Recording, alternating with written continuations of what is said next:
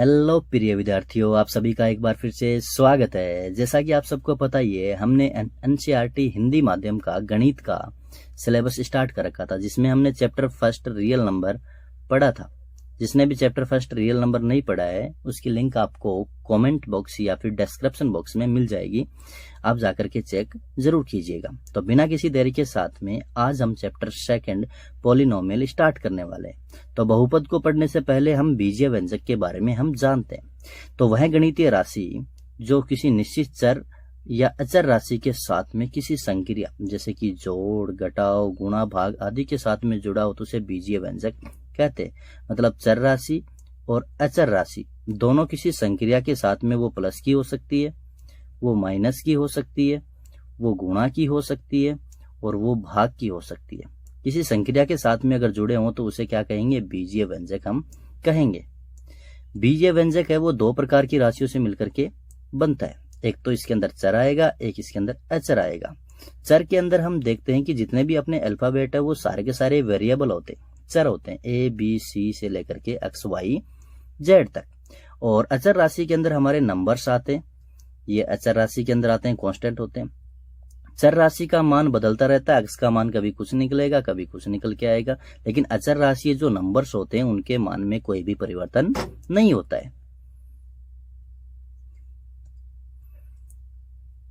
अब कोई बीजीय व्यंजक अगर तीन शर्तों को फॉलो कर ले तो हम उसे क्या कहेंगे? बहुपद कहेंगे। तीन शर्त कौन कौन सी है? पहली है कि चर की घात धनात्मक पूर्णांक होनी चाहिए। जैसे कि अक्स के ऊपर मैंने जो घात लगाई है चर राशि के ऊपर, वो धनात्मक पूर्णांक होनी चाहिए। जैसे अक्स की घात 3 लिखा है, अगर अक्स की घात अगर धनात्मक पूर्णांक नहीं है, जैसे माइनस का 3 है, ये ऋणात्मक संख्या हो गई, तो ये बहुपद के अंदर काउंट नहीं होगा। अगर अक्स की घात बटे में है तो ये भी एक पूर्ण संख्या नहीं है या पूर्णांक संख्या नहीं है, तो ये भी पॉलिनोमियल नहीं होगा। बहुपद में पदों की संख्या निश्चित होती है। इसके अंदर जो पदों की संख्या वो निश्चित रहेगी। जैसे x square plus 2x plus 3, हम इसके अंदर काउंट कर सकते हैं 1 2 3, या इसके अंदर 3 पद है।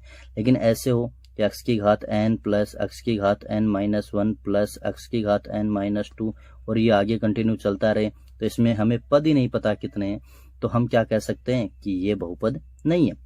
चर का गुणांक एक वास्तविक संख्या होनी चाहिए। जो चर राशि है उसके गुणा में, जैसे एक्स के गुणा में 2 आ रहा है, तो वो एक रियल नंबर होना चाहिए, एक वास्तविक संख्या होनी चाहिए। तब हम, अगर ये तीनों शर्त कोई बीजीय व्यंजक फॉलो करता है तो हम इसे क्या कहेंगे? बहुपद कह देंगे। नीचे कुछ एग्जाम्पल लिए हुए हैं, इनके बारे में हम देखते हैं। जैसे पहला एग्जाम्पल लिया है 3x स्क्वायर प्लस में अंडर रूट एक्स प्लस 3। यहां पर हमें दिखाई दे रहा है कि अंडर रूट के अंदर एक्स दे रखा है। अंडर रूट का मतलब होता है घात आदि 1/2। तो यहाँ पर चर राशि के ऊपर घात 1/2 है जो धनात्मक पूर्णांक नहीं है, तो ये वाला हमारा पॉलिनोमियल नहीं होगा। दूसरा वाला हमें दे रखा है x square plus 1/x plus 6। यहां पर हम देख रहे हैं कि 1/x है, तो ये x ऊपर जाएगा तो इसकी घात माइनस की 1 हो जाएगी, और घात अगर माइनस की 1 हो जाएगी तो धनात्मक पूर्णांक नहीं होगा, तो ये भी एक पॉलिनोमियल नहीं होगा। यहां पर हम देख पा रहे हैं कि डैश डैश करके चल रहा है, मतलब पदों की संख्या निश्चित नहीं है, तो ये भी अपना पॉलिनोमियल नहीं होगा। और यहां पर देखें अंडर रूट 3 एक्स स्क्वायर, चर राशि के गुणा में वास्तविक संख्या आ रही है, घात भी आपको क्या मिल रही है? पूर्णांक संख्या मिल रही है, धनात्मक पूर्णांक, तो हम कह सकते हैं कि ये एक क्या है? पॉलिनोमियल है। तो ये तो इसकी परिचय क्लासेस थी भी, क्या होता है बीजीय व्यंजक से पॉलिनोमियल कैसे बनता है। अब इसी का जो 2.1 का पहला क्वेश्चन है वो हम कंप्लीट करते हैं। इसके अंदर एक ही क्वेश्चन दिया हुआ है, तो 2.1 भी आपके साथ में कंप्लीट हो जाएगी। तो चैप्टर सेकंड में 2.1 का पहला क्वेश्चन हम देखते हैं। पहला क्वेश्चन आपको दिया है, किसी बहुपद पॉलिनोमियल ऑफ एक्स के लिए y बराबर में पॉलिनोमियल एक्स का ग्राफ नीचे आकृतियों के अंदर आपको दिया हुआ जैसा कि दिखाई दे रहा है। तो प्रत्येक स्थिति में पॉलिनोमियल ऑफ एक्स, मतलब जो बहुपद है एक्स के ऊपर शून्यांकों की संख्या ज्ञात करनी है। देखो, पॉलिनोमियल्स ऑफ एक्स अगर ज्ञात करना है तो जो ग्राफ दिखाई दे रहा है, एक तो इसके अंदर एक्स एक्सिस होता है और एक वाई एक्सिस होता है। ये खड़ी वाली लाइन है, ये वाई एक्सिस है, और ये वाली लाइन है, ये एक्स एक्सिस है, जैसा कि आपको दिखाई दे रहा है। अगर पॉलिनोमियल्स ऑफ एक्स देखना है तो आपको सिंपल सा ये देखना है कि ग्राफ है वो एक्स को कितनी बार काट रहा है। ग्राफ एक्स को जितनी बार काटेगा अक्स के उतने ही मान होंगे, मतलब उसके शून्यांक उतने ही होंगे। जैसे पहले वाले में हम देख पा रहे हैं कि ये एक्स अक्स वाली लाइन है, ये इस ग्राफ को या फिर ये ग्राफ इस एक्स अक्स वाली लाइन को नहीं काट रहा है, तो यहाँ पर इसके शून्यांकों की संख्या शून्य होगी, एक भी शून्यांक नहीं होगा। यहाँ पर हम देख रहे हैं कि ग्राफ एक्स अक्स को एक बार काट रहा है, तो यहाँ पर शून्यांकों की संख्या एक होगी। यहाँ पर हम देख रहे हैं कि एक तो यहाँ पर काट रहा है, एक यहाँ पर और एक यहाँ पर 3 बार काट रहा है, तो इसके शून्यांकों की संख्या 3 होगी। इसी प्रकार यहाँ पर हम देखते हैं 4 नंबर वाले क्वेश्चन में हम देख रहे हैं कि एक्स अक्स को 2 जगह काट रहा है, कि यहाँ पर काट रहा है और एक यहाँ पर काट रहा है, तो इसके शून्यांकों की संख्या 2 हो जाएगी। इससे आगे वाले में देख रहे हैं कि 1 2 3 4, एक्स अक्स को 4 जगह काट रहा है, तो इसके शून्यांक हो जाएंगे 4।